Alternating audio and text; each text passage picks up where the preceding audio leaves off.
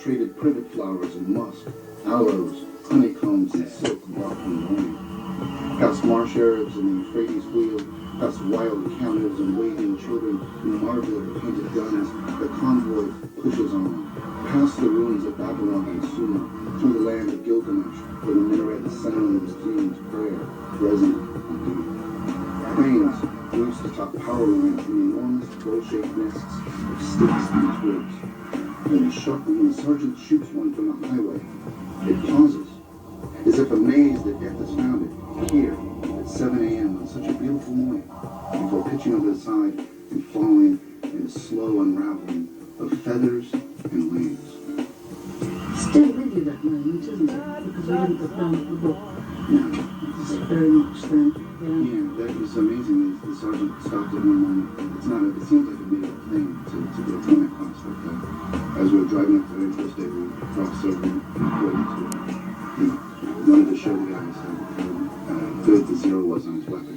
And he shot this bird off the side. Did you find that your sense of respect for Iraqis and Iraq and the country was shared by many of your fellow servicemen, or did you find more of that kind of vengeful contempt that was in the day?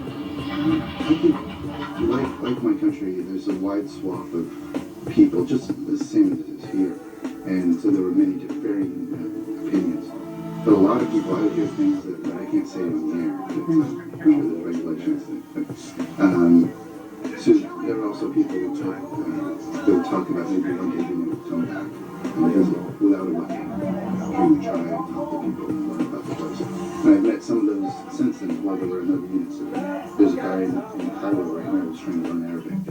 And it's led to this sort of infusion of culture, and it's created bridges for some people. But for other people, they would say, I heard things where they said just bomb the place and make it into an asphalt parking lot. Yeah. It's very disturbing. Technically, when you write your poetry about real painful things close to you, and you were going back to camp and writing these in your downtime, did it change your style? I didn't know your poetry before, but did it perhaps make you more clipped, more economical with words? Absolutely. It's a different kind of writing from what you've done before. Yeah, I think what I was doing before was much more musical. The line was very dense. I had a bigger breast, so I would throw the line longer. Musically, acoustic that way. But also, I think I wasn't imposing myself on the subject. If I look at the books before, I see a writer who's imposing himself on his work and on the subject. But this is one of the rare times where I see a writer, maybe, who is listening more to what's around me. Now, what I find very, very moving about, and there's one that we don't have time to read it all, but the poem about looking through the high-tech telescope, the Leopold spoke, Right. Elijah, and you see in the distance, say you're looking out for people up to no good and danger and so on, but what you see is a woman hanging out washing, and you suddenly have this notion that she is offering clothes to the invisible dead. She's these empty, flapping clothes. She's clothing the dead of the war. I mean, it's an extraordinary thought to have. Did you keep that poem a long time in your head, or did you write it quickly? That's the one that I wrote while I was doing the job. That particular day, which was a very rare thing in Iraq, I was standing guard on a tower, staring out at the desert. There was nothing there. We'd see sheep go by, and sheep move at a glacier pace. And it's not a very interesting moment. The hours it took for them to get by, that was the most exciting thing. But off in the distance, I could see them. With the naked eye, I could barely make out the tops of the buildings, for example. But with the scope, which was very high powered, I could see them doing this work. And so I wrote it. It has an ode structure underneath it, so it's a three-part structure. And for those who might want to check out the book, it's very buried in the craft. On the surface, I really wanted to take that moment and think about the dead that are in Iraq already. This Halabja wasn't where I was at in that particular, but I mentioned it in the poem. Halabja is in Kurdish northern Iraq where the chemical attacks had happened previously. And it's a very history, there's so much history in that place, and there's so much, as many countries, the dead sometimes not recognized, but sometimes if we look carefully, we can find it. If you're an artist, it's a poetry book. Do you hope that changes the way some people think about that war? The way some people think about that? I've spent the last couple of years of my life going around, both here and in the States, trying to talk to as many people as possible.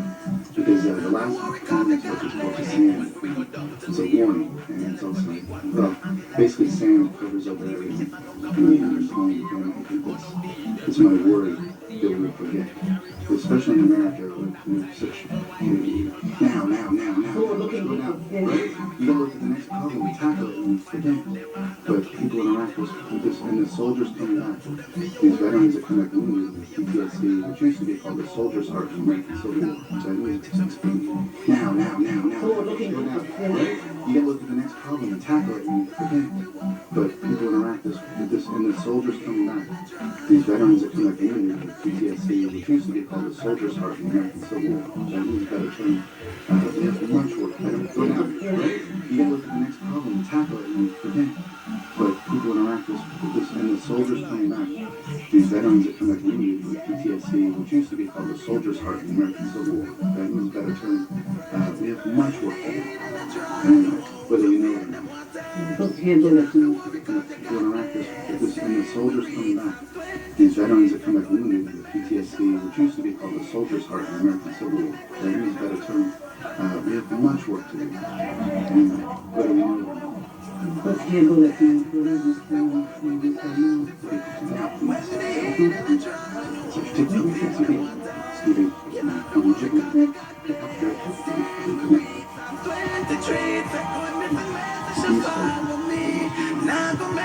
We live in a stress, not be worried cause you got late.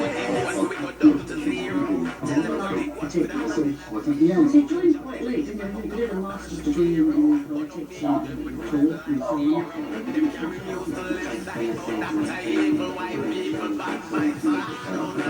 This was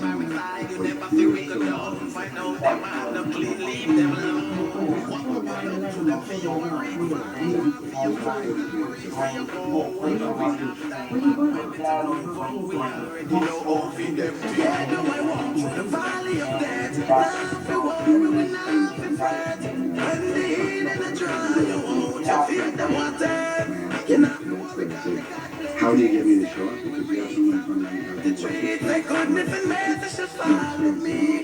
Now go make them make me live in a stress. You not be worried cause they got nation reveal those bad mind people. Who say we do good and a reward we evil. Even for the captain who go through the eye of the eagle. And to see them wish to jump in we crash in a vehicle. For all those who never believe in me. Say them a be friend and deceiving me. The only time them see the need in me. Figure a little watch.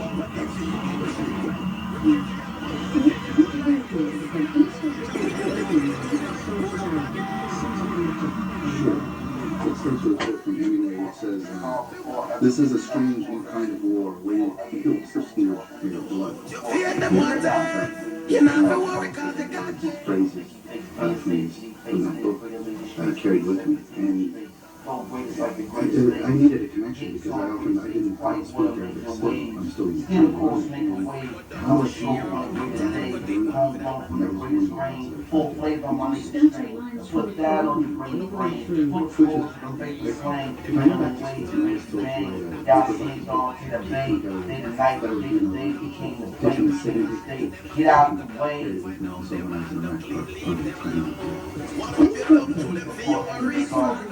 Did that shock you? When you've been involved with we already know all of them. I want you the valley of death.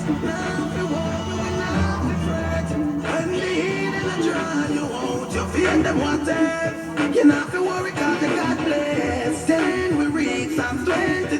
Say goodness and mercy shall follow me. Now go make them make we live in a stress. You not to worry cause you got blessed. Reveal those bad mind people who say we do good and a reward we evil. Even for the captain who go through the eye of an eagle. And to see them wish go through, see we crash in a vehicle. For all those who never believe in me, say them a be friend and deceiving me. The only time them see the need in me is when them need some of a defeating.